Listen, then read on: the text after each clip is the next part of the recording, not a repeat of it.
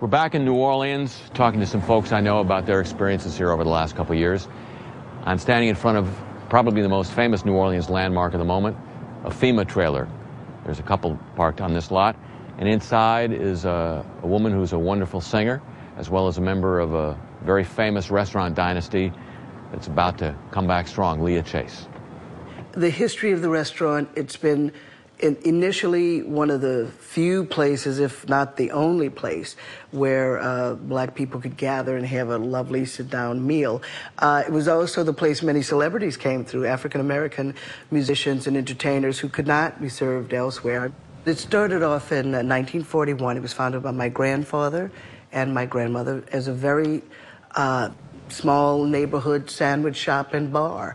In case people think they heard about this place on the news, a certain president of the United States Yes. came and ate in here before it's even opened? Yes. How do you have the pull to do that?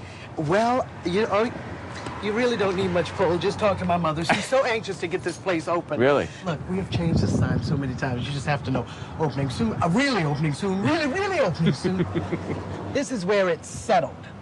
The water line right here, because the waters did get higher, and then this is where it landed for a while. And you could see as it started to recede, where it eventually stayed the longest. Obviously, we still are not open because we have no janitorial staff or people to rearrange, because this is the exact arrangement when they came. And the president was on this side.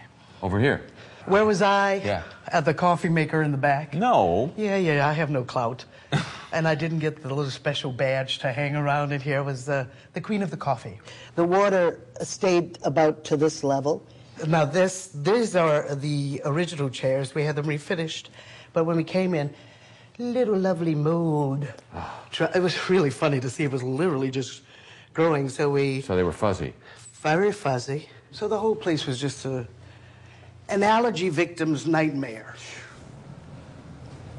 My brother's son, Edgar the Fourth, in New Orleans, we just keep naming each other after each other, Well, anyway, he's the fourth. He's he's got like some innate cooking skills like my mother, and he really wants to see it proceed. So that makes me feel good that there's another generation. I think it will survive. I like the trailer. I've got cable, and I'm happy. How long did it take you to get cable? Oh, how long? Well, a little bit, actually. And, I love TV. So yeah. That was, once I got that, I never need to leave this thing. So the trailer to me was a godsend, to be honest with you. Except the funny part was when we got these trailers, we had two of them. Someone drove off with one before we could even move. This one that you're sitting in, or one like it, was stolen before we even got in. So that was another worry. Who took my trailer? My apartment used to have lock, bell, things hanging.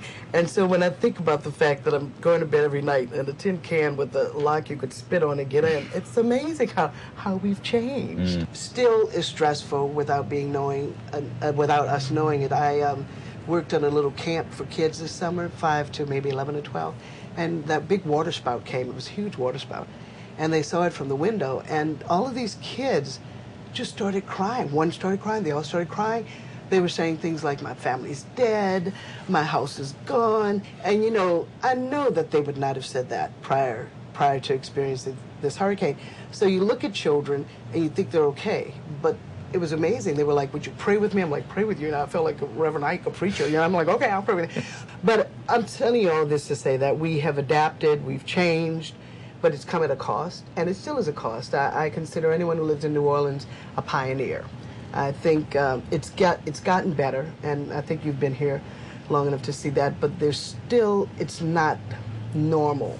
I think you have to make a commitment to a place. So we've made that commitment, and we will survive. We just need, I think what we've always said, other people to just sort of have a little empathy. Thanks, Leah. All right. The kindness of strangers has been my salvation. The kindness of strangers has been my salvation. From all over this great and oh so plentiful nation.